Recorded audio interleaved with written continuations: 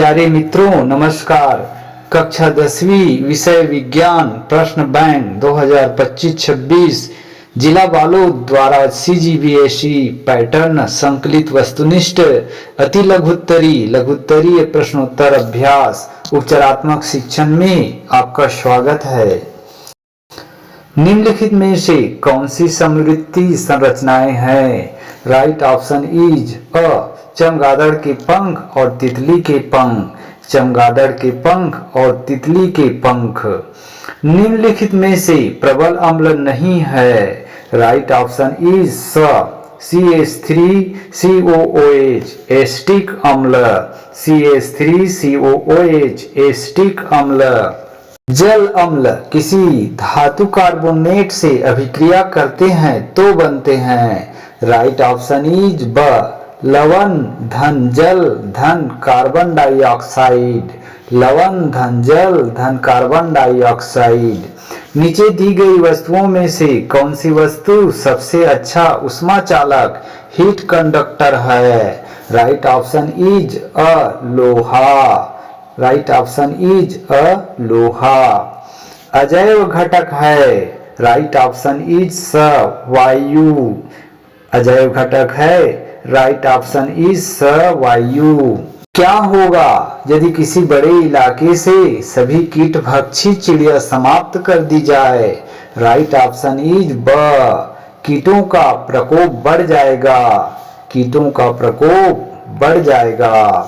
निम्नलिखित में से कौन सा पादप हार्मोन है? Right option is cytokinin. Right option is cytokinin. रात को जब हम सोए हुए होते हैं और यदि हमें मच्छर काटता है तो सोते हुए भी हम उस मच्छर के काटने से बचने का प्रयास करते हैं। इस क्रिया का नियंत्रण होता है। राइट ऑप्शन इज ब मेरुरज्जु तथा मस्तिष्क द्वारा। मेरुरज्जु तथा मस्तिष्क द्वारा। कोई वस्तु दो समतल दर्पणों के बीच रखी है। यदि दोनों दर्पणों के बीच का कोण 45 अंश हो तो उस वस्तु के बनने वाले प्रतिबिंब होंगे। Right option is 7। समतल दर्पण में किसी वस्तु का पूर्ण प्रतिबिंब देखने के लिए दर्पण की न्यूनतम लंबाई होगी। राइट ऑप्शन इज द वस्तु की लंबाई की आधी। वस्तु की लंबाई की आधी। अवतल लेंस होता है। राइट ऑप्शन इज अ सदा अपसारी डाइवर्जिंग। सदा अपसारी डाइवर्जिंग।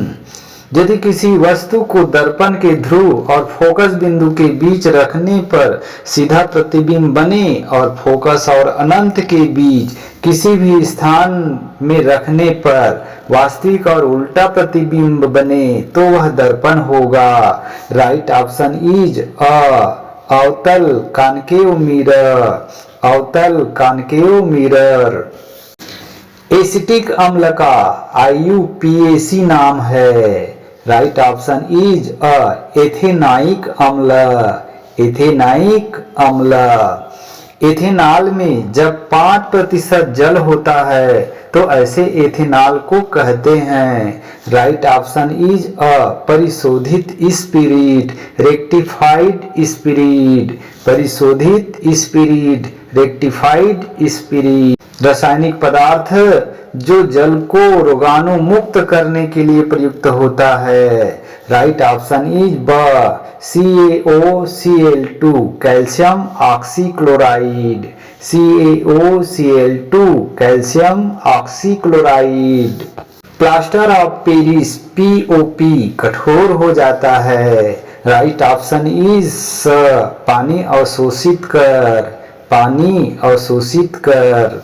बायोगैस निम्न गैसों का मिश्रण है। Right option is the methane carbon dioxide hydrogen. Methane carbon dioxide hydrogen. सौर सेल एक ऐसी युक्ति है जो राइट ऑप्शन इज सौर ऊर्जा को विद्युत ऊर्जा में। सौर ऊर्जा को विद्युत ऊर्जा में। डार्विनिज्म पुस्तक के लेखक है। राइट ऑप्शन इज वेरलेस। राइट ऑप्शन इज स वेरलेस। सेब में पाया जाने वाला अम्ल है। राइट ऑप्शन इज ब मैलिक अम्ल। मैलिक अम्ल। 27 डिग्री सेल्सियस का केल्विन पैमाने में ताप होगा। Right option is a 300 kelvin. 300 kelvin. एक गाय घास खाती है, उसका गोबर और उसके बने कंडे ईंधन के रूप में काम आते हैं। इस प्रक्रिया में बना धुआं वायुमंडल में और अवशेष राख आदि मिट्टी में मिला दिए जाते हैं। यह संपूर्ण प्रक्रिया है। राइट ऑप्शन इज ब पदार्थों का चक्र। पदार्थों का चक्र। यदि दो समतल दर्पण एक दूसरे से 45 अंश का कोण बनाए तो बनने वाले प्रतिबिंबों की संख्या होगी। राइट ऑप्शन इज स 7। राइट ऑप्शन इज स 7। निम्न में से कौन रासायनिक ऊर्जा को प्रकाश ऊर्जा में बदलता है? Right option is the torch battery. Torch battery. Darwin ने गैलापागोस द्वीप पर किस पक्षी का अध्ययन किया? Right option is the Finch. Right option is the Finch. Sodium carbonate Na2CO3 पर हाइड्रोक्लोरिक अम्ल HCl की क्रिया कराने से निकलने वाली गैस है। राइट ऑप्शन ब CO2 carbon dioxide. CO2 carbon dioxide. द्रवों और गैसों में ऊष्मा का संचरण संभव है। राइट ऑप्शन इज अ संवहन द्वारा, कन्वेक्शन द्वारा, कन्वेक्शन द्वारा, संवहन द्वारा। मानव निर्मित पारिस्थितिक तंत्र है। राइट आंसर है ब तालाब।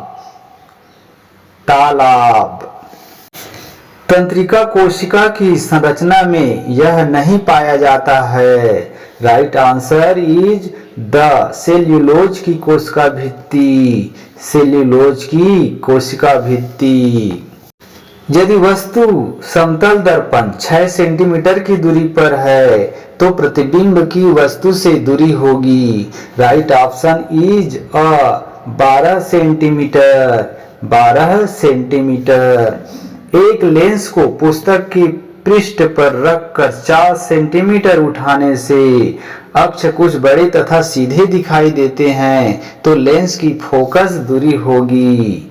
Right option is the 4 centimetre से अधिक। 4 सेंटीमीटर से अधिक। पौधों से प्राप्त बहुलक है। Right option is the cellulose. Cellulose. कांच है एक। राइट ऑप्शन है स अतिशीतित द्रव, सुपरकूल्ड लिक्विड। अतिशीतित द्रव, सुपरकूल्ड लिक्विड। सौर सेल बनाने में प्रयोग अर्धचालक किए जाने वाला। राइट ऑप्शन है स सिलिकॉन। सिलिकॉन। जीवों का वह समूह जो आपस में लैंगिक प्रजनन कर सके कहलाता है। राइट ऑप्शन इज जैविक प्रजाति, बायोलॉजिकल स्पेसीज। जैविक प्रजाति, बायोलॉजिकल स्पेसीज। निम्नलिखित में लवण साल्ट है। राइट ऑप्शन इज ब KCl, potassium chloride. The NaHCO3, sodium bicarbonate. नीचे दी गई वस्तु में ऊष्मा का सबसे अच्छा चालक है। राइट ऑप्शन इज स चांदी, सिल्वर। चांदी, सिल्वर। खाद्य श्रृंखला के उत्पादकों एवं उपभोक्ता के विभिन्न स्तरों को कहा जाता है। राइट ऑप्शन इज द पोषक तत्व स्तर, ट्रोफिक लेवल।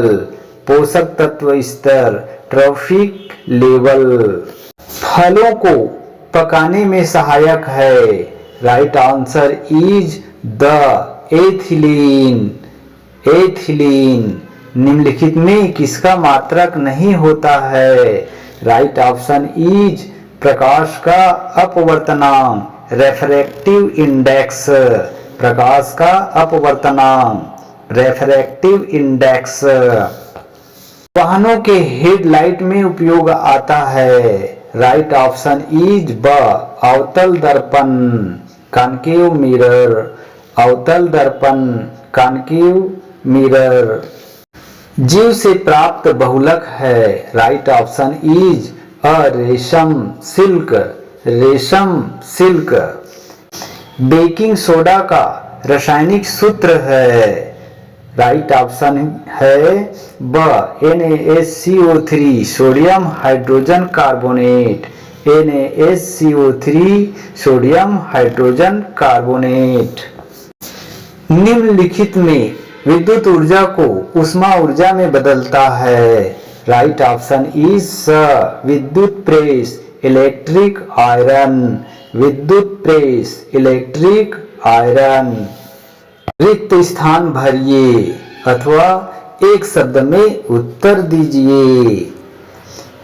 जीवों का वह समूह जो आपस में लैंगिक प्रजनन कर सके रिक्त स्थान कहलाता है। जीवों का वह समूह जो आपस में लैंगिक प्रजनन कर सके प्रजाति कहलाता है। ऊष्मा कोई पदार्थ नहीं बल्कि रिक्त स्थान है। ऊष्मा कोई पदार्थ नहीं बल्कि ऊर्जा है। एक खाद्य श्रृंखला में उत्पादक को छोड़कर सभी जीव रिक्त स्थान है। एक खाद्य श्रृंखला में उत्पादक को छोड़कर सभी जीव उपभोक्ता है। पारिस्थितिक तंत्र के लिए ऊर्जा का पिरामिड रिक्त स्थान होगा। पारिस्थितिक तंत्र के लिए ऊर्जा का पिरामिड सदैव सीधा होगा। पौधों में वृद्धि का दमन करने वाला हार्मोन है एब्सिसिक अम्ल। पौधों में वृद्धि का दमन करने वाला हार्मोन रिक्त स्थान है। पौधों में वृद्धि का दमन करने वाला हार्मोन एब्सिसिक अम्ल है। रक्त में कैल्शियम की मात्रा का नियंत्रण करता है रिक्त स्थान। रक्त में कैल्शियम की मात्रा का नियंत्रण करता है पैराथार्मोन, पैराथार्मोन। उत्तल दर्पण में प्रत्येक स्थिति में बना हुआ प्रतिबिंब वस्तु रिक्त स्थान एवं रिक्त स्थान होता है।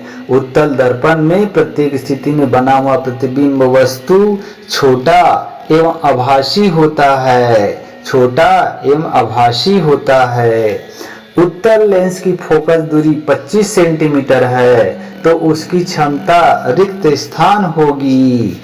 उत्तल लेंस की फोकस दूरी 25 सेंटीमीटर है तो उसकी क्षमता 4 डायोप्टर होगी। 4 डायोप्टर होगी। अपमार्जक सामान्यतः लंबी कार्बन श्रृंखला वाले रिक्त स्थान लवण होते हैं। अपमार्जक सामान्यतः लंबी कार्बन श्रृंखला वाले बेंजीन सल्फोनिक अम्ल के सोडियम लवण होते हैं। बेंजीन सल्फोनिक अम्ल के सोडियम लवण होते हैं।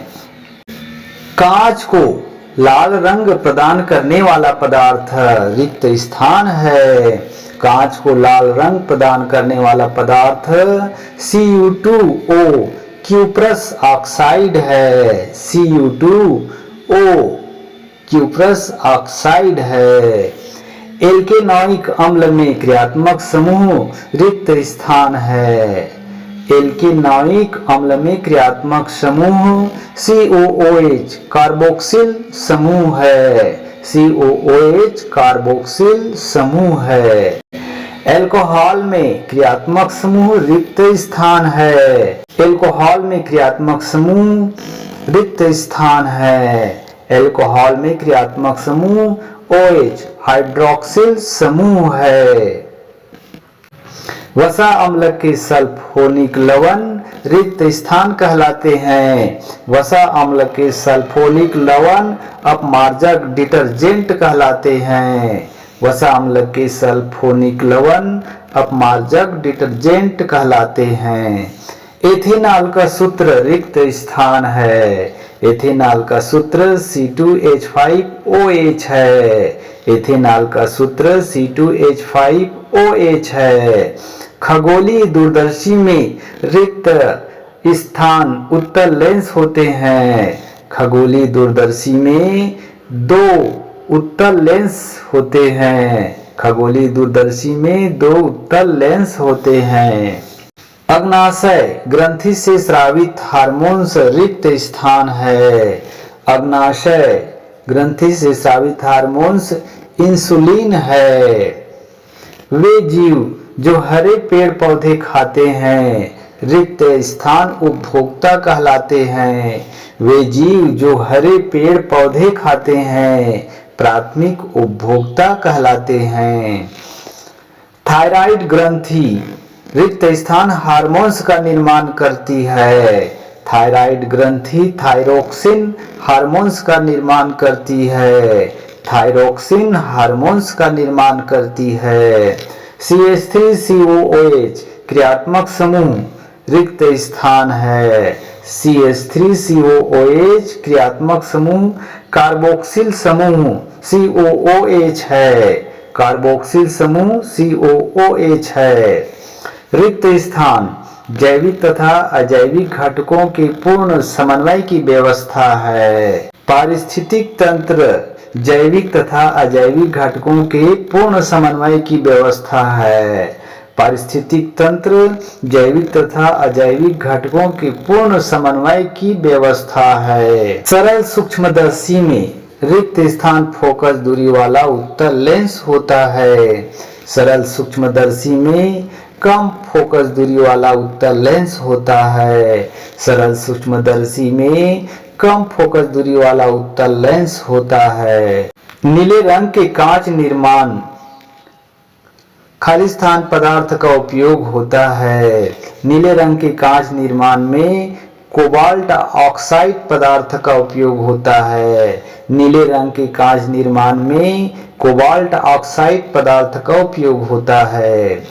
सिंदूर रेड लेड का रासायनिक सूत्र रिक्त स्थान है। सिंदूर रेड लेड का रासायनिक सूत्र Pb3O4 है। सिंदूर रेड लेड का रासायनिक सूत्र Pb3O4 है।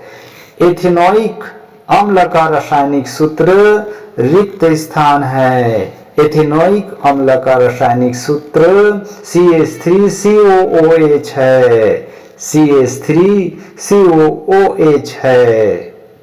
सटीक लघुत्तरीय प्रश्नोत्तर। अपने घर या शाला के आसपास मनुष्य के हस्तक्षेप के कारण पर्यावरण को हो रहे नुकसान के बारे में लिखें। उत्तर हमारे आसपास मनुष्य के हस्तक्षेप से पर्यावरण को निम्नलिखित नुकसान हो रहे हैं। वनों की कटाई, आवास और खेती के लिए पेड़ों को काटा जा रहा है जिससे ऑक्सीजन की कमी और जैव विविधता का ह्रास हो रहा है। सेकंड, प्रदूषण, वाहनों और फैक्ट्रियों से निकलने वाला धुआं वायु को और नालियों का गंदा पानी जल स्रोतों को प्रदूषित कर रहा है। तीसरा, प्लास्टिक का उपयोग, मिट्टी में प्लास्टिक मिलने से भूमि की उर्वरता कम हो रही है और जल भराव की समस्या बढ़ रही है। किसी पारिस्थितिक तंत्र में ऊर्जा कैसे प्रवाहित होती है, अपने शब्दों में समझाइए। उत्तर, पारिस्थितिक तंत्र में ऊर्जा का स्रोत सूर्य होता है। पौधे जो उत्पादक है सूर्य की रोशनी से भोजन बनाते हैं। फिर शाकाहारी जीव पौधों को खाकर ऊर्जा लेते हैं। इसके बाद मांसाहारी जीव शाकाहारियों को खाकर ऊर्जा प्राप्त करते हैं। अंत में अपघटक मृत जीवों को तोड़कर ऊर्जा का एक हिस्सा वापस प्राकृतिक चक्र में लौटाते हैं। संक्षेप में, सूर्य, पौधे, शाकाहारी, मांसाहारी, अपघटक। हमारे शरीर में होने वाले किसी प्रतिवर्ती क्रिया का रेखा चित्र बनाकर समझाइए। उत्तर, प्रतिवर्ती क्रिया वह अनैच्छिक एवं त्वरित क्रिया है जो किसी उत्तेजना के प्रति स्वतः होती है। उदाहरण, गर्म वस्तु को छूते ही हाथ का तुरंत पीछे हट जाना। इस क्रिया में त्वचा के ग्राही से संदेश संवेदी तंत्रिका द्वारा मेरुरज्जु तक पहुंचता है और वहां से प्रेरक तंत्रिका द्वारा मांसपेशियों तक पहुंचकर प्रतिक्रिया उत्पन्न होती है। इसका नियंत्रण मेरुरज्जु द्वारा होता है। थायराइड ग्रंथि से कौन सा हार्मोन स्रावित होता है? उसकी कमी से होने वाला रोग कौन सा है? उत्तर, थायराइड ग्रंथि से मुख्य रूप से थायरॉक्सिन T4 और ट्राइआयोडोथायरोनिन T3 हार्मोन स्रावित होते हैं। इन हार्मोन की कमी से हाइपोथायरायडिज्म नामक रोग, घेंघा रोग होता है, जिसमें थकान, वजन बढ़ना, ठंड लगना आदि लक्षण हो सकते हैं। पीवीसी की संदर्भित संरचना क्या होगी? उत्तर, पीवीसी का पूरा नाम है पॉलीविनाइल क्लोराइड। पीवीसी की संदर्भित संरचना का मतलब है कि यह एक पॉलीमर है जिसमें बहुत सारे मोनोमर इकाइयां जुड़ी होती है। इसका बेसिक मोनोमर है विनाइल क्लोराइड। यह विनाइल क्लोराइड CH2 के बहुलकीकरण पॉलीमराइजेशन से बनता है। जब अनेक विनाइल क्लोराइड अणु आपस में जुड़ते हैं तो यह लंबी श्रृंखला बनाते हैं। CH2 CHCl CH2 CHCl CH2 CHCl। निम्न कार्बनिक यौगिकों में क्रियात्मक समूह पहचान कर लिखिए। CH3CHO, यह यौगिक एथेनॉल है। इसमें उपस्थित क्रियात्मक समूह है CHO एल्डिहाइड समूह। सेकंड, C3H7OH, यह एक एल्कोहल है। इसमें उपस्थित क्रियात्मक समूह है OH हाइड्रॉक्सिल समूह। OH को हाइड्रॉक्सिल क्रियात्मक समूह कहते हैं। उत्फुल्लन की परिभाषा लिखिए। उत्तर, उत्फुल्लन एफ्लोरेंस वह प्रक्रिया है जिसमें एक जलयोजित लवण हाइड्रेटेड साल्ट को हवा में खुला छोड़ने पर उसके क्रिस्टल से पानी के अणु निकलकर वायुमंडल में चले जाते हैं, जिससे क्रिस्टल चूर्ण में बदल जाते हैं। यह एक स्वतः स्फुर्त या गर्म करने पर होने वाली क्रिया है, जिसका प्रमुख उदाहरण वॉशिंग सोडा है, जो हवा में रखे जाने पर पानी के 9 अणु खो देता है। प्लास्टर ऑफ पेरिस के 2 उपयोग लिखिए। उत्तर, प्लास्टर ऑफ पेरिस के 2 प्रमुख उपयोग है। फर्स्ट, चिकित्सा में हड्डियों को बांधने के लिए या फ्रैक्चर में गार्ड के रूप में इस्तेमाल किया जाता है। सेकंड, निर्माण में मोल्डिंग, प्लास्टरिंग और सजावटी कला में दीवारों या छत पर चिकनी परत बनाने के लिए प्रयोग किया जाता है। समुद्रों से उत्पन्न होने वाली किन्हीं 2 ऊर्जा के नाम लिखिए। उत्तर, समुद्रों से उत्पन्न होने वाली 2 ऊर्जा के नाम है। फर्स्ट, ज्वारीय ऊर्जा टाइडल एनर्जी, समुद्र में आने वाला ज्वार भाटा से प्राप्त। सेकंड, समुद्री तापीय ऊर्जा ओशन थर्मल एनर्जी, समुद्र की सतह और गहराई के तापमान में अंतर से प्राप्त ऊर्जा। समझाइए क्यों सौर कुकर बक्से के भीतर काला रंग देते हैं? उत्तर, सौर कुकर के अंदर काला रंग इसलिए दिया जाता है क्योंकि काला रंग अधिकतम गर्मी को अवशोषित करता है। जब सूर्य की ऊर्जा सौर कुकर में आती है तो काले सतह पर वो अधिक गर्मी में बदल जाती है, जिससे खाना जल्दी और प्रभावी रूप से पकता है। पवन ऊर्जा व सौर ऊर्जा के कोई 2 उपयोग लिखिए। उत्तर, पवन ऊर्जा के 2 उपयोग है। पहला, बिजली उत्पादन विंड टरबाइन से। दूसरा, पानी को पंप करना जैसे सिंचाई के लिए। सौर ऊर्जा के 2 उपयोग है। पहला, घरों में बिजली उत्पादन सोलर पैनल से। दूसरा, पानी को गर्म करना जैसे सोलर वाटर हीटर से। जैविक घटक व अजैविक घटक को परिभाषित कर उदाहरण दीजिए। उत्तर, जैविक घटक बायोटिक कंपोनेंट्स। परिभाषा, पारिस्थितिक तंत्र के वे सभी घटक जो जीवित लिविंग होते हैं उन्हें जैविक घटक कहते हैं। उदाहरण, पौधे, मनुष्य, पशु, सूक्ष्म जीव, बैक्टीरिया, फफूंद। अजैविक घटक अबायोटिक कंपोनेंट। परिभाषा, पारिस्थितिक तंत्र के वे सभी घटक जो निर्जीव नॉन लिविंग होते हैं उन्हें अजैविक घटक कहते हैं। उदाहरण, जल, वायु, मिट्टी, सूर्य का प्रकाश, तापमान। सरल शब्दों में जीवित चीजें का मतलब जैविक घटक, निर्जीव चीजें का मतलब अजैविक घटक। प्लास्टर ऑफ पेरिस जिप्सम से किस प्रकार भिन्न है? प्लास्टर ऑफ पेरिस जिप्सम से भिन्न है क्योंकि जिप्सम CaSO4 2H2O में जल मौजूद होता है, जबकि प्लास्टर ऑफ पेरिस में जिप्सम को गर्म करके उसका एक हिस्सा पानी हटा दिया जाता है। इससे प्लास्टर ऑफ पेरिस सूखा होता है और पानी मिलाने पर जल्दी कठोर हो जाता है। IUPAC नाम व सूत्र लिखिए। Methyl alcohol, ethyl alcohol, formic अम्ल, एसिटिक अम्ल। यहाँ प्रत्येक यौगिक का IUPAC नाम और रासायनिक सूत्र सरल भाषा में दिया गया है। पहला, मेथिल एल्कोहल, IUPAC नाम मेथेनॉल, सूत्र है CH3OH। दूसरा, एथिल एल्कोहल, IUPAC नाम एथेनॉल, सूत्र है C2H5OH। तीसरा, फार्मिक अम्ल, IUPAC नाम मेथेनोइक अम्ल, सूत्र है ACOOH।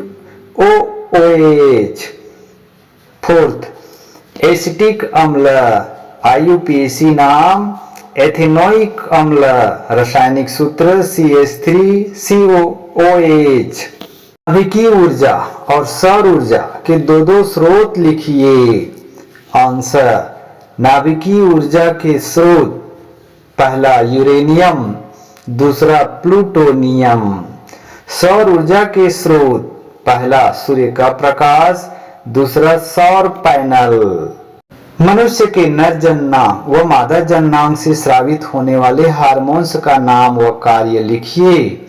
आंसर, मनुष्य के नर जननांग से मुख्य रूप से टेस्टोस्टेरोन हार्मोन स्रावित होता है। इसका कार्य पुरुष लक्षणों का विकास, शुक्राणु उत्पादन और मांसपेशियों का विकास करना है।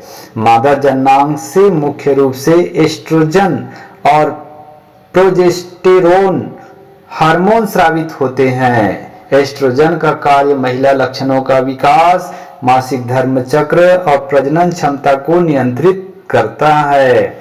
प्रोजेस्टेरोन गर्भधारण में सहायक और गर्भाशय को तैयार रखने में मदद करता है। परम शून्य ताप किसे कहते हैं? आंसर, परम शून्य ताप एब्सोल्यूट जीरो सबसे कम संभव तापमान होता है जहां अणुओं और कणों की गति पूरी तरह रुक जाती है। इसे 0 केल्विन के रूप में मापा जाता है, यानी -273.15 डिग्री सेल्सियस। इस तापमान पर कोई थर्मल ऊर्जा नहीं रहती। उदासीन बिंदु किसे कहते हैं? आंसर, उदासीन बिंदु न्यूट्रल पॉइंट उस स्थिति को कहते हैं जब एक अम्ल एसिड और एक क्षार बेस आपस में पूरी तरह प्रतिक्रिया कर लेते हैं और समाधान न तो अम्लीय रहता है न ही क्षारीय। इस अवस्था में pH लगभग 7 होता है। उदाहरण, HCl प्लस NaOH, अभिक्रिया NaCl प्लस H2O। यहाँ अभिक्रिया के बाद विलयन उदासीन हो जाता है। जीवों के विकास के सिद्धांत के मुख्य 3 बिंदु लिखिए। उत्तर, जीवों के विकास के सिद्धांत डार्विन का सिद्धांत के मुख्य 3 बिंदु इस प्रकार है। पहला, भिन्नता वेरिएशन। एक ही प्रजाति के जीवों में छोटे छोटे अंतर पाए जाते हैं। यही भिन्नताएं आगे चलकर विकास का आधार बनती है। दूसरा, संघर्ष स्ट्रगल फॉर एग्जिस्टेंस। जीवों को भोजन, स्थान और जीवन के लिए आपस में तथा प्रकृति से संघर्ष करना पड़ता है। तीसरा, योग्यतम की उत्तरजीविता सर्वाइवल ऑफ द फिटेस्ट। जो जीव वातावरण के अनुसार स्वयं को ढाल लेते हैं वही जीवित रहते हैं और अपनी संतति उत्पन्न करते हैं। यही 3 मुख्य बिंदु जीवों के विकास को समझाते हैं। सजातीय तथा समृद्धि लक्षण क्या है, समझाइए। उत्तर, पहला, सजातीय लक्षण होमोलोगस कैरेक्टर। परिभाषा, वे लक्षण जिनकी आंतरिक संरचना और उत्पत्ति समान होती है लेकिन उनके कार्य अलग अलग हो सकते हैं, उन्हें सजातीय लक्षण कहते हैं। उदाहरण, मनुष्य का हाथ, चमगादड़ का पंख, व्हेल का पंख। इनकी हड्डियों की बनावट समान होती है पर कार्य अलग अलग होते हैं। ये समान पूर्वज कॉमन एंसेस्टर का प्रमाण देते हैं। दूसरा, समवृत्ति लक्षण एनालोगस कैरेक्टर।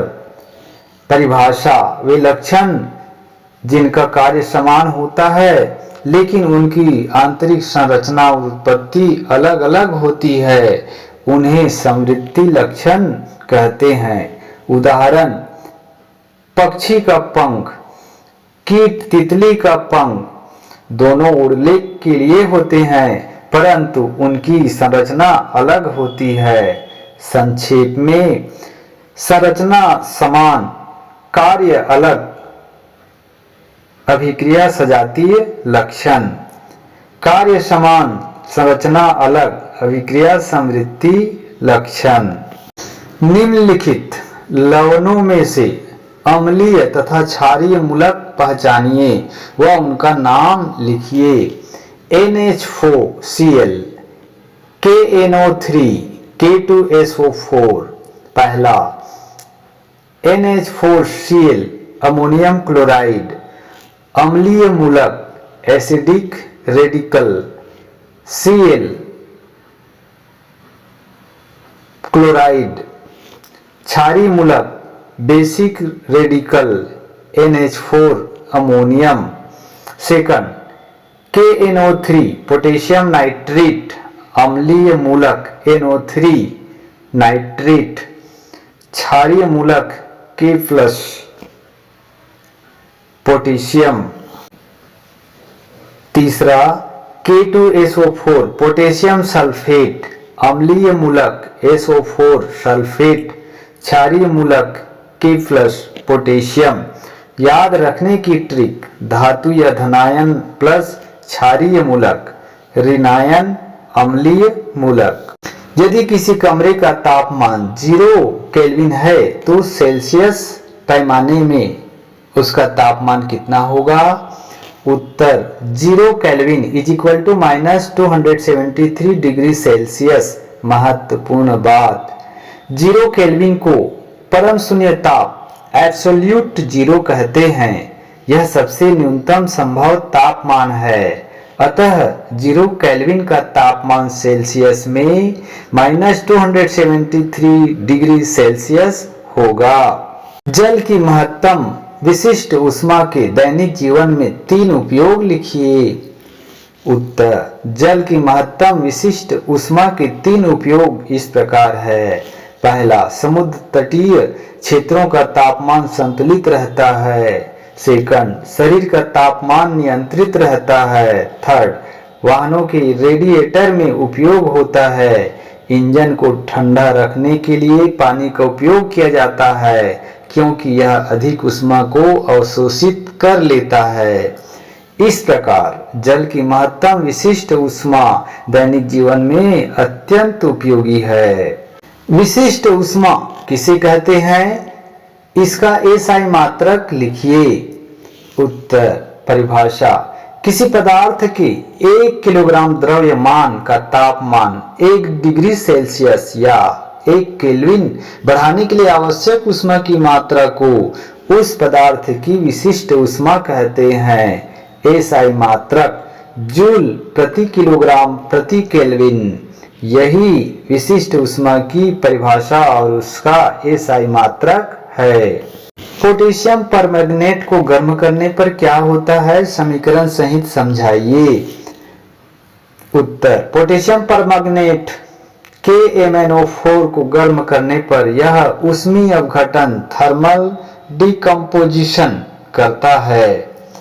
गर्म करने पर यह विघटित होकर potassium magnet K2MnO4, manganese dioxide MnO2 तथा ऑक्सीजन गैस O2 उत्पन्न करता है।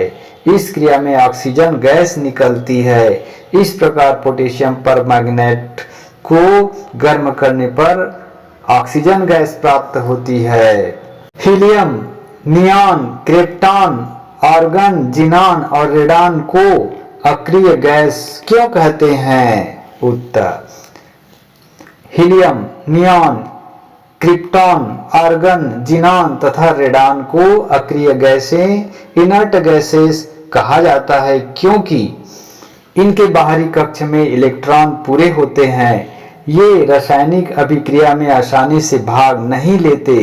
ये बहुत कम क्रियाशील, इनर्ट होती है, इसलिए इन्हें निष्क्रिय या अक्रिय गैसें कहा जाता है। निम्नलिखित क्रियाकलाप हाइड्रोजन के किन गुणों को दर्शाते हैं? पहला, हाइड्रोजन गैस से भरा गुब्बारा उड़ता है। पहला, हाइड्रोजन गैस से भरा गुब्बारा उड़ता है। यह क्रियाकलाप हाइड्रोजन के हल्के कम घनत्व होने के गुण को दर्शाता है। हाइड्रोजन गैस का घनत्व वायु से कम होता है, इसलिए हाइड्रोजन से भरा गुब्बारा ऊपर की ओर उड़ता है। अतः सिद्ध होता है कि हाइड्रोजन वायु से हल्की गैस है। दूसरा, हाइड्रोजन से भरे गैस जार के मुंह के पास जलती माचिस ले जाने पर पॉप की आवाज होती है। यह क्रियाकलाप हाइड्रोजन के ज्वलनशील, जलने योग्य होने के गुण को दर्शाता है। हाइड्रोजन गैस ऑक्सीजन के साथ अभिक्रिया कर जलती है तथा पॉप की ध्वनि उत्पन्न करती है। निष्कर्ष, पहला, हाइड्रोजन वायु से हल्की गैस है। सेकंड, हाइड्रोजन ज्वलनशील गैस है। गोली दर्पण की वक्रता, त्रिज्या एवं फोकस दूरी में संबंध लिखिए। उत्तर, गोलीय दर्पण में वक्रता त्रिज्या r और फोकस दूरी f के बीच निम्न संबंध होता है। r = 2f। व्याख्या, गोली दर्पण का फोकस बिंदु f, ध्रुव P और वक्रता केंद्र C के बीच मध्य में स्थित होता है, अर्थात फोकस दूरी PF वक्रता त्रिज्या PC की आधी होती है, इसलिए फोकस दूरी बराबर वक्रता त्रिज्या का आधा। निष्कर्ष, गोली दर्पण में वक्रता त्रिज्या फोकस दूरी की दोगुनी होती है। r = 2f। उत्तल दर्पण एवं अवतल दर्पण के उपयोग लिखिए। उत्तर, उत्तल दर्पण कन्वेक्स मिरर के उपयोग, पहला, वाहनों में पिछला दृश्य देखने हेतु रियर व्यू मिरर, क्योंकि अविष्टित क्षेत्र वाइट फील्ड का सीधा प्रतिबिंब दिखाता है। दूसरा, सुरक्षा हेतु दुकानों, ATM, पार्किंग स्थल आदि में अधिक क्षेत्र देखने के लिए। तीसरा, सड़क मोड़ पर दुर्घटना से बचाव के लिए चौड़े क्षेत्र का दृश्य प्राप्त करने में। दूसरा, अवतल दर्पण कॉन्केव मिरर के उपयोग। पहला, दाढ़ी बनाने मेकअप करने में, चेहरा बड़ा और स्पष्ट दिखाने के लिए। दूसरा, वाहनों की हेडलाइट में प्रकाश को समानांतर किरणों में बदलने के लिए। तीसरा, सौर भट्टी सोलर कुकर फर्नेस में सूर्य की किरणों को एक बिंदु पर केंद्रित करने के लिए। चौथा, डॉक्टर द्वारा जांच में कान, नाक, गले की जांच में प्रकाश केंद्रित करने के लिए। निष्कर्ष, उत्तल दर्पण का उपयोग विस्तृत क्षेत्र देखने के लिए तथा अवतल दर्पण का उपयोग प्रकाश को केंद्रित करने एवं बड़ा प्रतिबिंब प्राप्त करने के लिए किया जाता है। गोली दर्पण के लिए निम्न को परिभाषित कीजिए। आमतौर पर पूछे जाने वाले पद: ध्रुव, वक्रता केंद्र, वक्रता त्रिज्या, मुख्य अक्ष, फोकस दूरी, मुख्य फोकस। उत्तर: पहला, ध्रुव पोल P। गोली दर्पण की परावर्तक सतह का मध्य बिंदु ध्रुव कहलाता है। इसे प्रायः P से दर्शाते हैं। दूसरा, वक्रता केंद्र सेंटर ऑफ कर्वेचर C। जिस गोले का भाग दर्पण होता है उस गोले का केंद्र वक्रता केंद्र कहलाता है। इसे C से दर्शाते हैं। तीसरा, वक्रता त्रिज्या रेडियस ऑफ कर्वेचर R।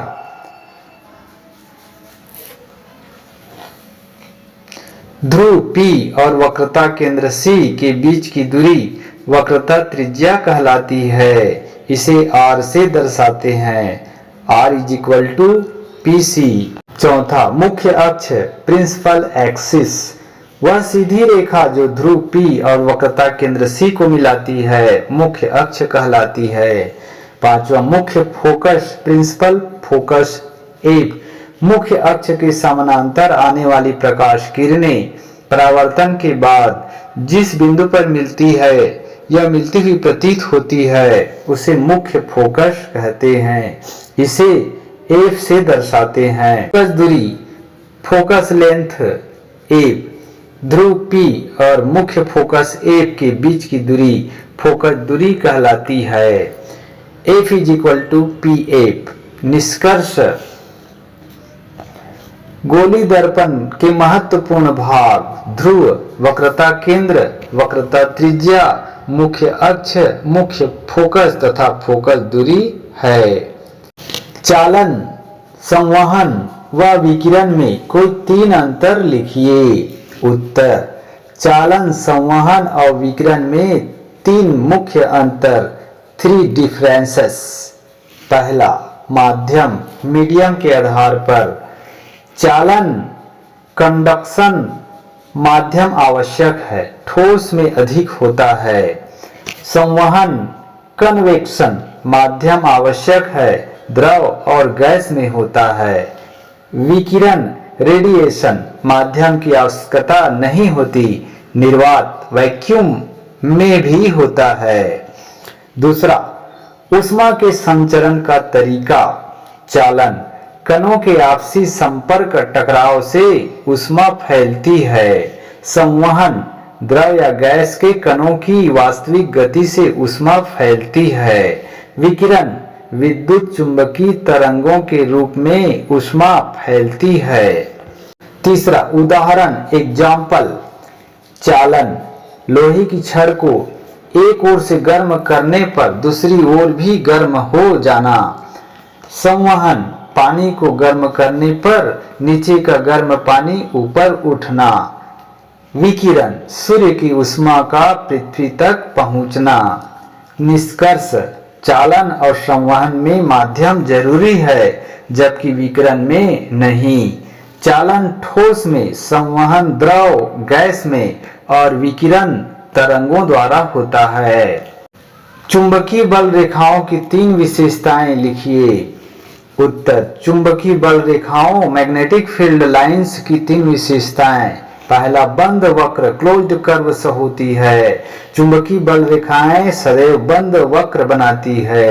वे चुंबक के बाहर उत्तर ध्रुव N से दक्षिण ध्रुव S की ओर जाती है और अंदर दक्षिण से उत्तर की ओर लौटती है। दूसरा, एक दूसरे को कभी नहीं काटती। दो चुंबकीय बल रेखाएं कभी भी एक दूसरे को नहीं काटती। यदि वे कटेंगी तो उस बिंदु पर चुंबकीय क्षेत्र की दो दिशाएं हो जाएंगी, जो संभव नहीं है। तीसरा, घनत्व से क्षेत्र की तीव्रता पता चलती है। जहां बल रेखाएं अधिक पास पास होती है, वहां चुंबकीय क्षेत्र अधिक प्रबल स्ट्रांग होता है। जहां रेखाएं दूर दूर होती है, वहां क्षेत्र कमजोर वीक होता है। संक्षेप में, चुंबकीय बल रेखाएं बंद होती है, आपस में नहीं कटती और उनकी सघनता से क्षेत्र की शक्ति ज्ञात होती है।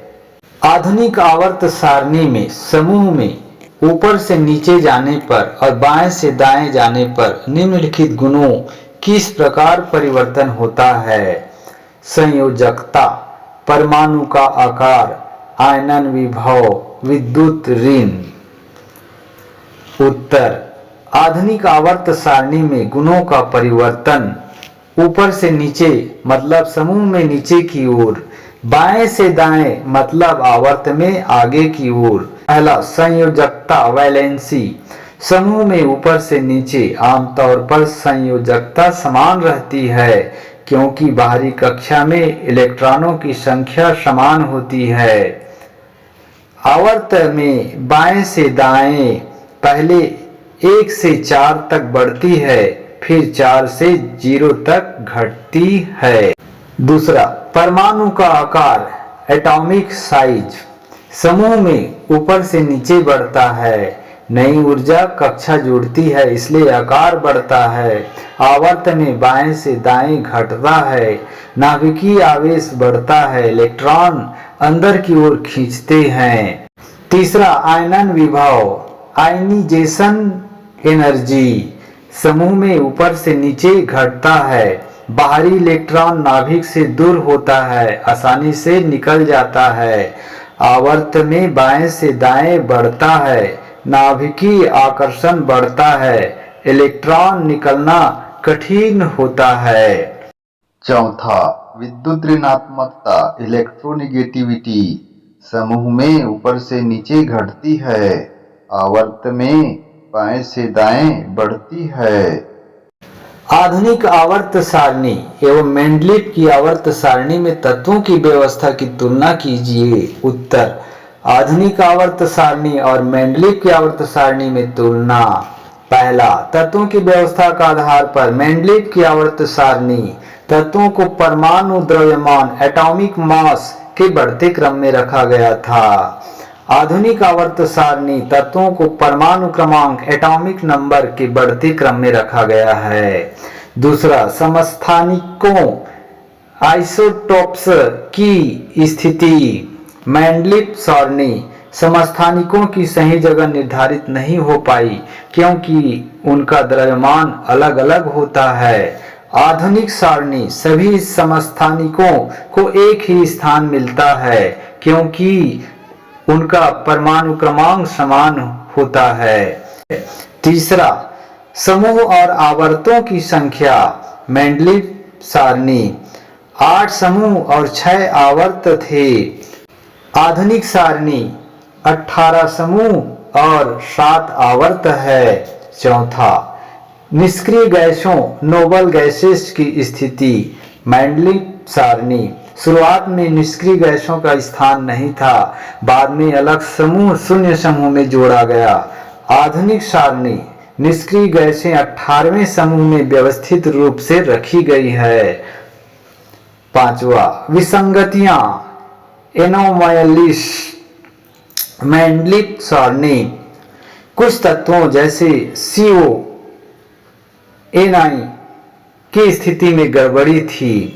आधुनिक सारणी ऐसी विसंगतियां दूर हो गई, क्योंकि व्यवस्था परमाणु क्रमांक पर आधारित है। मेंडलीव की सारणी ने तत्वों की वर्गीकरण की नींव रखी, लेकिन आधुनिक आवर्त सारणी अधिक वैज्ञानिक और शुद्ध है क्योंकि यह परमाणु क्रमांक पर आधारित है।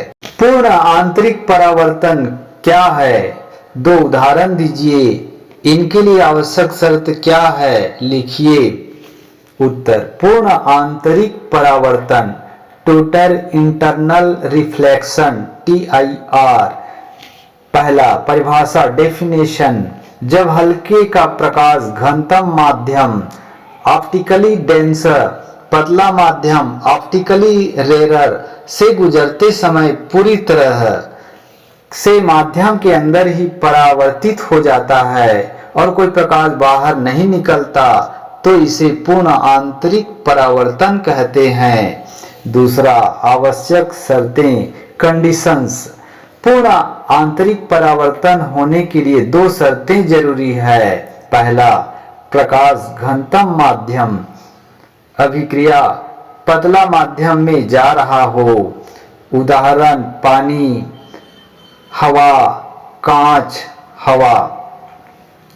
आगमन कोण, एंगल ऑफ इंसिडेंस, सीमा कोण, क्रिटिकल एंगल से अधिक होना चाहिए। उदाहरण, पहला, फाइबर ऑप्टिक केबल, प्रकाश पूरी तरह केबल के अंदर परावर्तित होकर लंबी दूरी तय करता है। दूसरा, हीरे में चमक, डायमंड स्पार्कल, हीरे के अंदर प्रकाश पूर्ण रूप से परावर्तित होकर बाहर चमकता है।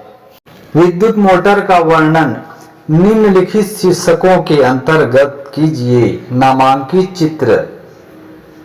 ब, सिद्धांत। उत्तर: विद्युत मोटर का वर्णन सरल और स्पष्ट भाषा में निम्नांकित शीर्षकों के अंतर्गत किया जा सकता है। विद्युत मोटर का नामांकित चित्र कुछ इस प्रकार दिखाया जा सकता है। नामांकित भाग: स्टेटर स्थिर हिस्सा जो चुंबकीय क्षेत्र उत्पन्न करता है। दूसरा, रोटर घूमने वाला हिस्सा जिसमें विद्युत धारा प्रवाहित होती है। तीसरा, ब्रश विद्युत धारा रोटर में पहुंचाने के लिए संपर्क बनाए रखते हैं। चौथा, शाफ्ट रोटर की गति को बाहरी यंत्र तक पहुंचाता है। सिद्धांत: विद्युत मोटर का कार्य इलेक्ट्रोमैग्नेटिक प्रेरण, इलेक्ट्रोमैग्नेटिक इंडक्शन के सिद्धांत पर आधारित है। जब रोटर में धारा प्रवाहित होती है और यह स्टेटर के चुंबकीय क्षेत्र में रखा जाता है तो फ्लेमिंग का बाएं हाथ नियम, फ्लेमिंग्स लेफ्ट हैंड रूल के अनुसार रोटर पर बल लगता है। यह बल रोटर को घुमाता है और यांत्रिक ऊर्जा उत्पन्न करता है। मोटर में विद्युत ऊर्जा को यांत्रिक ऊर्जा में परिवर्तित किया जाता है। सारांश: विद्युत मोटर विद्युत धारा और चुंबकीय क्षेत्र के बीच क्रिया के कारण घूमती है और मशीनों में यांत्रिक कार्य करती है। विद्युत जनित्र प्रेरण का वर्णन निम्नांकित शीर्षकों के अंतर्गत कीजिए। अ, नामांकित चित्र। ब, सिद्धांत। उत्तर: विद्युत जनित्र इलेक्ट्रिक जनरेटर का वर्णन सरल और स्पष्ट भाषा में निम्नांकित शीर्षकों के अंतर्गत किया जा सकता है। अ, नामांकित चित्र। नामांकित भाग: स्टेटर स्थिर हिस्सा जो चुंबकीय क्षेत्र प्रदान करता है। दूसरा, रोटर एंकर रोटर आर्मेचर घूमने वाला हिस्सा जिसमें विद्युत धारा प्रेरित होती है। तीसरा, ब्रशेस रोटर से बाहरी सर्किट तक विद्युत धारा पहुंचाते हैं। चौथा, शाफ्ट रोटर को घुमाने के लिए यांत्रिक शक्ति लगाई जाती है। ब, सिद्धांत: विद्युत जनित्र का कार्य विद्युत चुंबकीय प्रेरण इलेक्ट्रोमैग्नेटिक इंडक्शन के सिद्धांत पर आधारित है। जब रोटर एंकर को चुंबकीय क्षेत्र में घुमाया जाता है तो इसमें इलेक्ट्रोमोटिव फोर्स EMF उत्पन्न होती है। फ्लेमिंग का दाएं हाथ नियम, फ्लेमिंग्स राइट हैंड रूल, इसके दिशा निर्धारण में उपयोग होता है। यानी यांत्रिक ऊर्जा अभिक्रिया विद्युत ऊर्जा में परिवर्तित होती है। जनित्र एसी अल्टरनेटिंग करंट या डीसी डायरेक्ट करंट प्रकार का हो सकता है रोटर और ब्रश की व्यवस्था के अनुसार। सारांश, विद्युत जनित्र में रोटर को घुमाकर चुंबकीय क्षेत्र में रखे जाने से विद्युत धारा उत्पन्न होती है, जिससे यांत्रिक ऊर्जा को विद्युत ऊर्जा में बदला जाता है। गर्भारोधन क्या है? इसकी कोई दो विधियां लिखिए। उत्तर, गर्भारोधन। परिभाषा, गर्भारोधन वह प्रक्रिया है जिससे स्पष्ट रूप से गर्भधारण प्रेगनेंसी को रोका जाता है, यानी जब किसी महिला और पुरुष के संभोग के दौरान अंडाणु और शुक्राणु के मिलकर गर्भ बनाने की संभावना को रोका जाता है, उसे गर्भारोधन कहते हैं। गर्भारोधन की दो विधियां। पहला, नैदानिक बैरियर विधि। इसमें शुक्राणु को अंडाणु तक पहुंचने से रोका जाता है। उदाहरण, कंडोम, डायफ्राम। पुरुष या महिला इसे संभोग के दौरान उपयोग करते हैं। दूसरा, रासायनिक हार्मोनल विधि, केमिकल हार्मोनल मेथड। इसमें महिला के शरीर में हार्मोन या रसायन देकर गर्भधारण रोका जाता है। उदाहरण, गर्भ निरोधक गोलियां। गर्भवती महिलाओं के स्वास्थ्य के लिए किन किन बातों का ध्यान रखा जाना चाहिए? उत्तर, गर्भवती महिलाओं के स्वास्थ्य के लिए ध्यान देने योग्य बातें। पहला, संतुलित आहार, बैलेंस्ड डाइट। हरी सब्जियां, फल, अनाज, दालें, दूध, अंडा आदि खाएं। पर्याप्त प्रोटीन, विटामिन, मिनरल और आयरन लें। दूसरा, धूम्रपान और शराब से बचाव, अवॉइड स्मोकिंग एंड अल्कोहल। शराब, धूम्रपान और नशीली चीजों से गर्भ और शिशु दोनों पर बुरा प्रभाव पड़ता है। तीसरा, नियमित स्वास्थ्य जांच, रेगुलर चेकअप। डॉक्टर से नियमित प्रेगनेंसी जांच कराएं। ब्लड प्रेशर, शुगर और अन्य बीमारियों की निगरानी करें। चौथा, व्यायाम और हल्की शारीरिक गतिविधि, एक्सरसाइज एंड फिजिकल एक्टिविटी। हल्की योग या चलना, सैर करना सुरक्षित और लाभकारी होता है। पांचवा, पर्याप्त नींद और मानसिक स्वास्थ्य, स्लीप एंड मेंटल हेल्थ। कम से कम 7-8 घंटे की नींद लें। तनाव कम करें। खुश रहना गर्भ और शिशु के लिए अच्छा है। छठवां, दवाई और सप्लीमेंट्स का ध्यान, मेडिकेशंस एंड सप्लीमेंट्स। डॉक्टर की सलाह के बिना कोई दवाई न लें। आयरन और फोलिक एसिड सप्लीमेंट्स जरूरी है। सातवां, संक्रमण से बचाव, प्रिवेंट इन्फेक्शंस। साफ सफाई रखें। संक्रमित भोजन और पानी से बचें। टीकाकरण समय पर कराएं। मनुष्य के मादा जनन तंत्र का सचित्र वर्णन कीजिए। उत्तर, मनुष्य के मादा जनन तंत्र का सचित्र वर्णन। सेकंड, अंग और उनका वर्णन, पार्ट्स एंड फंक्शंस। फर्स्ट, डिंबाशय, ओवरीज। महिलाओं में 2 ओवरी होती है। ये अंडाणु एग बनाते हैं और हार्मोन एस्ट्रोजन और प्रोजेस्टेरोन उत्सर्जित करते हैं। दूसरा, फैलोपियन ट्यूब, अंडाणु ओवरी से गर्भाशय तक पहुंचने के लिए मार्ग। यहाँ शुक्राणु और अंडाणु का मिलन, फर्टिलाइजेशन होता है। थर्ड, गर्भाशय, यूटेरस, नाभि और भ्रूण के विकास का स्थान। इसकी दीवारें मोटी और लचीली होती है। चौथा, गर्भाशय, ग्रीवा, गर्भाशय का निचला हिस्सा योनि से जुड़ा होता है और जन्म के समय ये रास्ता बनाता है। पांचवा, योनि, बर्थ केनाल, संभोग और जन्म के लिए मार्ग। मासिक धर्म के दौरान रक्त का बहाव इसी मार्ग से होता है। मनुष्य के लिंग निर्धारण की प्रक्रिया समझाइए। उत्तर, मनुष्य के लिंग निर्धारण, सेक्स डिटर्मिनेशन की प्रक्रिया। परिभाषा, मनुष्य में लिंग निर्धारण वह प्रक्रिया है जिसके द्वारा जन्म के समय बच्चे का लिंग पुरुष या महिला तय होता है। प्रक्रिया का विवरण। पहला, सभी कोशिकाओं में गुणसूत्र क्रोमोसोम्स होते हैं। मनुष्य की प्रत्येक कोशिका में कुल 46 गुणसूत्र 23 जोड़े होते हैं। इसमें 22 जोड़े शरीर के लिए और एक जोड़ा लिंग निर्धारण के लिए होता है। दूसरा, लिंग निर्धारण गुणसूत्र सेक्स क्रोमोसोम्स। महिला XX, पुरुष XY। तीसरा, अंडाणु और शुक्राणु का योगदान। महिला के अंडाणु में हमेशा X गुणसूत्र होता है। पुरुष के शुक्राणु में X या Y गुणसूत्र हो सकता है। चौथा, गर्भाधान फर्टिलाइजेशन के दौरान यदि अंडाणु X प्लस शुक्राणु X अभिक्रिया बच्चा महिला XX, यदि अंडाणु X प्लस शुक्राणु Y अभिक्रिया बच्चा पुरुष XY। सारांश, बच्चे का लिंग पिता के शुक्राणु द्वारा तय होता है क्योंकि अंडाणु हमेशा X गुणसूत्र ही देता है। मेंडल ने अपने प्रयोगों के लिए मटर के पौधों को ही चुना। कोई 4 कारण बताइए। मेंडल ने अपने प्रयोगों के लिए मटर के पौधों पी प्लांट्स को चुना। इसके 4 कारण इस प्रकार है। पहला, स्पष्ट और भिन्न लक्षण डिस्टिंक्ट ट्रेट्स।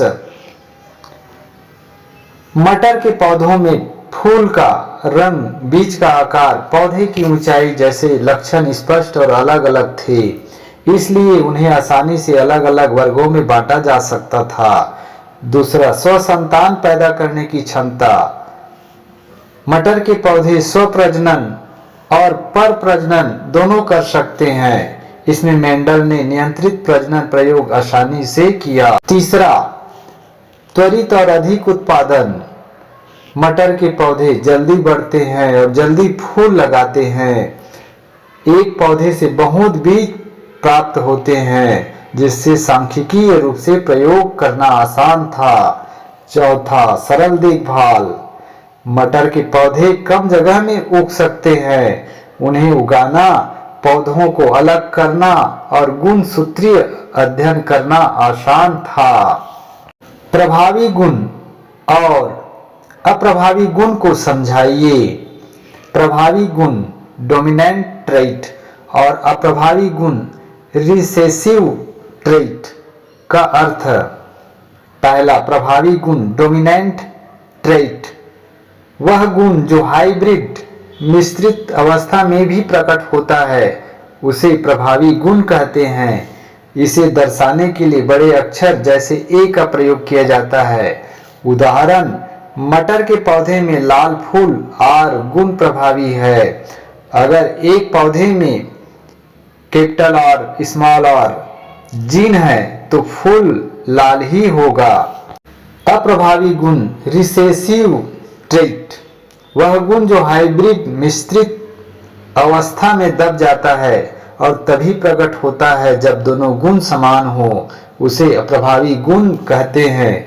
इसे दर्शाने के लिए छोटे अक्षर जैसे A का प्रयोग किया जाता है। उदाहरण, मटर के पौधे में सफेद फूल स्मॉल r गुण अप्रभावी है।